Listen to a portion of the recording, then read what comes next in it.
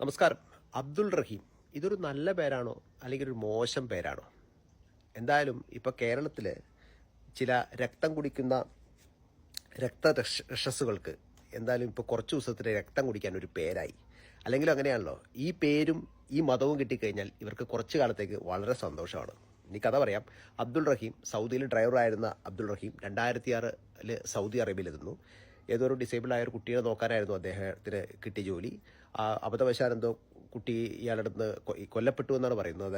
ഇദ്ദേഹം എന്തോ കൈ തടഞ്ഞ സമയത്ത് കുട്ടിയുടെ ഓക്സിജൻ പോകണമെന്നോ പൈപ്പ് തട്ടിപ്പോയിന്നോ, കുട്ടി സുഖമില്ലാത്ത കുട്ടിയായിരുന്നു, കുട്ടി മരണപ്പെട്ടു. സൗദിയിലെ നിയമം നമുക്കെല്ലാവർക്കും അറിയാം. ഇങ്ങനെ സംഭവിച്ചു കഴിഞ്ഞാൽ വധശിക്ഷയ്ക്ക് വിധിക്കും, യാതൊരു തർക്കവുമില്ല. 2006 മുതൽ 2026 വരെ ഏകദേശം 20 കൊല്ലം അയാൾ സൗദി അറേബ്യയിൽ ജയിലിൽ കിടന്നു. നമുക്ക് ചിന്തിച്ചു നോക്കിയേ, ഈ വിഷം ചീറ്റുന്ന ഇവർക്കറിയോ? 20 വർഷം പോയിട്ട് 2 മണിക്കൂറിന് പിടിച്ച് ജയിലിലിട്ട് കഴിഞ്ഞാൽ ഇവരൊക്കെ അവസ്ഥ എന്താവും? 20 കൊല്ലം ഒരു ഉമ്മ ആ മകന് വേണ്ടി കാത്തിരുന്നു. പക്ഷേ മലയാളി അയാളെ കൈവിട്ടില്ല. ഏകദേശം വർഷങ്ങൾക്ക് ശേഷം ആ സൗദി കുടുംബം ബ്ലഡ് മണി, അതായത് സൗദിയിലൊക്കെ അങ്ങനെയാണ്, ഗൾഫ് രാജ്യങ്ങളിലൊക്കെ കൊല്ലപ്പെട്ട ആൾ മാപ്പ് കൊടുത്ത് അവർ ആവശ്യപ്പെടുന്ന ഒരു തുക 34 കോടി ഇന്ത്യൻ രൂപയ്ക്ക് തുല്യമായ സൗദി റിയാൽ കൊടുത്തു എന്നാൽ അയാൾക്ക് മാപ്പ് കൊടുക്കാമെന്ന് ആ കുടുംബം സമ്മതിക്കുന്നു. അതിനെ തുടർന്ന് ദിവസങ്ങൾ കൊണ്ട് ചെറിയ നിമിഷം നേരം എന്ന് പറഞ്ഞാൽ ദിവസങ്ങൾ കൊണ്ട് മലയാളി ആ പണം മുഴുവൻ പിരിച്ചു കൊടുക്കുന്നു. സൗദിയിലെ പത്രമാധ്യമങ്ങൾ പോലും വളരെയധികം അത്ഭുതത്തോടെയാണ് ഈ സംഭവത്തെ കണ്ടത്. കാരണം ഇത്രയും തുക എങ്ങനെ പിരിച്ചു കിട്ടി? അവർക്ക് പോലും ചിന്തിക്കാൻ പറ്റാത്ത രീതിയിലാണ് മലയാളി ആ ദൗത്യം ഏറ്റെടുത്ത് ജാതി മത ഭേദമന്യേ എല്ലാവരും പണം പിരിച്ചു. അദ്ദേഹത്തിന് അങ്ങനെ കഴിഞ്ഞ ദിവസം അദ്ദേഹം റിലീസായി നാട്ടിലെത്തി. അദ്ദേഹം റിലീസായി നാട്ടിൽ എത്തിക്കഴിഞ്ഞപ്പോൾ കുറേ വിഷജന്തുക്കൾ ഇറങ്ങിയിട്ടുണ്ട്. അദ്ദേഹം കൊലപാതകയാണെന്നും എന്തിനാണ് അവനെ ഇങ്ങനെ സ്വീകരിക്കുന്നതെന്നൊക്കെ ചോദിച്ച് ഒരുപാട് വിഷജന്തുക്കൾ വീഡിയോയുമായിട്ടും പോസ്റ്റായിട്ടും വളരെ വൃത്തികെട്ട ഒരു ഉമ്മയടക്കം പറയുന്ന പോസ്റ്റൊക്കെ ആയിട്ട് ഇറങ്ങിയിട്ടുണ്ട്. ഒന്ന് ആലോചിച്ച് നോക്കണം. 20 കൊല്ലം ഒരു മനുഷ്യൻ ജയിലിൽ കിടന്നു. ചിലപ്പോൾ ചെയ്ത് കാണും, ചിലപ്പോൾ അബദ്ധവശാൽ പറ്റിപ്പോയ ഒരു തെറ്റിന് ആ സൗദി കുടുംബം മാപ്പ് കൊടുത്തതിന് ശേഷം അദ്ദേഹം വരുമ്പോൾ ഒരു മനുഷ്യൻ 20 കൊല്ലം പുറം ലോകമായിട്ട് ബന്ധമില്ല കിടക്കും, ആ മനുഷ്യന് ഒരു സ്വീകരണം കൊടുത്തുകൂടെ? അപ്പോൾ പ്രശ്നം എന്താണെന്നറിയോ? ഈ മതം അല്ലെങ്കിൽ ഈ പേര്.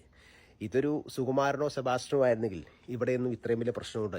ഈ മാന്യന്മാർക്കൊന്നും ഇത്രയും പ്രശ്നമൊന്നുമില്ല. ഈ അബ്ദുൾ റഹീം എന്ന പേരാണ് പ്രശ്നം. ശരിയാണ്, ഒരു മതത്തെ കിട്ടുന്ന ചാൻസിന് കുത്തുക എന്നുള്ളതാണ് ചില വിഷജന്തുക്കളുടെ ഒക്കെ ഒരു രീതി. എനിക്കിത് പറയാൻ യാതൊരു മടിയില്ല. ഇതൊക്കെ പറയുമ്പോൾ എൻ്റെ പല വീഡിയോയിലും നീ ആര് മുസ്ലിങ്ങളുടെ രാജാവോ മുസ്ലിങ്ങളുടെ അപ്പോൾസ്റ്റലാണോ എന്നൊക്കെ ചോദിക്കുമായിരിക്കും.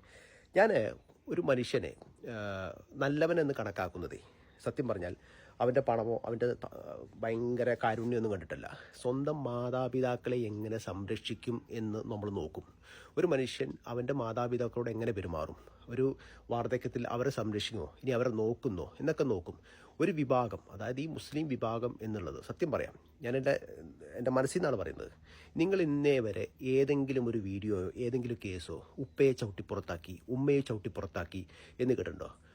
അപ്പനെയും അമ്മയും ചവിട്ടി പുറത്താക്കിയെന്ന് കേട്ടിട്ടുണ്ട്, അച്ഛനെയും അമ്മയും ചവിട്ടി പുറത്താക്കിയെന്ന് കേട്ടിട്ടുണ്ട്, അച്ഛനടിക്കുന്ന മക്കളുടെയൊക്കെ ഒരുപാട് കേട്ടിട്ടുണ്ട്. പക്ഷേ ഇന്നേ വരെ ഉപ്പയെ അടിക്കുന്ന മക്കൾ, ഉമ്മയെ അടിച്ച് പുറത്താക്കുന്ന മക്കൾ എന്ന് നിങ്ങൾ കേട്ടിട്ടുണ്ടോ? കേൾക്കൂല. കാരണം എന്താണെന്നറിയോ? അതാണ് ആ പ്രത്യേകത. നമ്മൾ പറയുമ്പോൾ നമ്മളെല്ലാം പറഞ്ഞല്ലോ, 20 വർഷക്കാലം ആ ഉമ്മ കാത്തിരുന്നു. ആ ഉമ്മയുടെ അടുത്ത മകനെത്തുമ്പോൾ എന്തൊക്കെ അഭ്യാസങ്ങളാണ് ഇവർ ഈ പറയുന്നത്. സത്യം, നമ്മുടെ നാട് എങ്ങോട്ടാണ് ഈ പോകുന്നത്?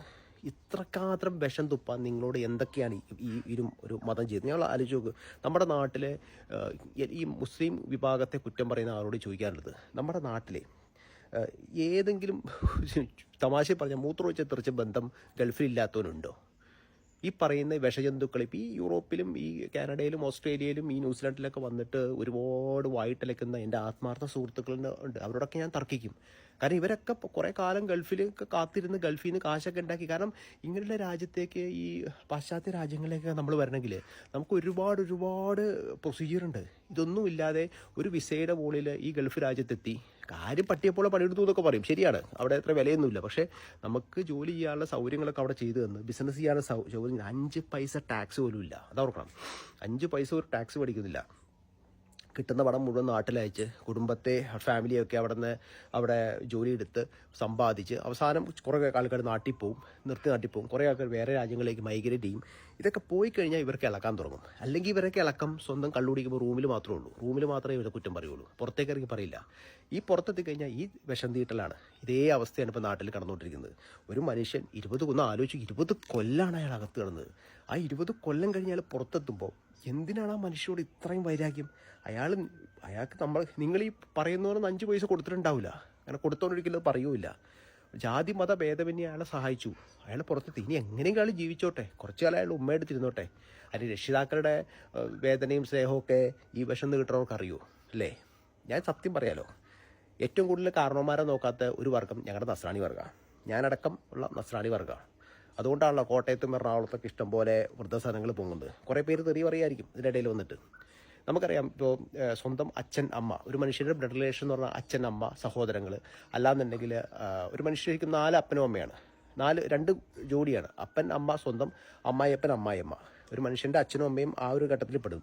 എന്തോരം ആളുകൾ ഞാൻ കേട്ടിട്ടുണ്ട്, സ്വന്തം അച്ഛനും അമ്മയും മരിക്കുമ്പോൾ സാഹചര്യങ്ങൾ ഉണ്ടായിട്ടും, പല സാഹചര്യങ്ങളിലും നമ്മൾ വിദേശത്തുകളൊക്കെ നാട്ടിൽ പോകാൻ പറ്റില്ല, പക്ഷേ സാഹചര്യങ്ങൾ ഉണ്ടായിട്ടും നാട്ടിൽ പോവാതെ ഇവിടെ ഇരിക്കുന്ന ആളുകൾ എത്ര പേരുണ്ടെന്നറിയോ? സ്വന്തം അമ്മായിയപ്പനും അമ്മായിയമ്മ ആരും മരിക്കുമ്പോൾ ഭാര്യയെ മാത്രം പറഞ്ഞു വിടുക, പൈസ പോകുന്നുണ്ട്, ഇവിടെ ഇരുന്ന് കള്ളുപിടിക്കുക, എത്ര പേരുണ്ട് എന്നാലോചിച്ച് നോക്കി.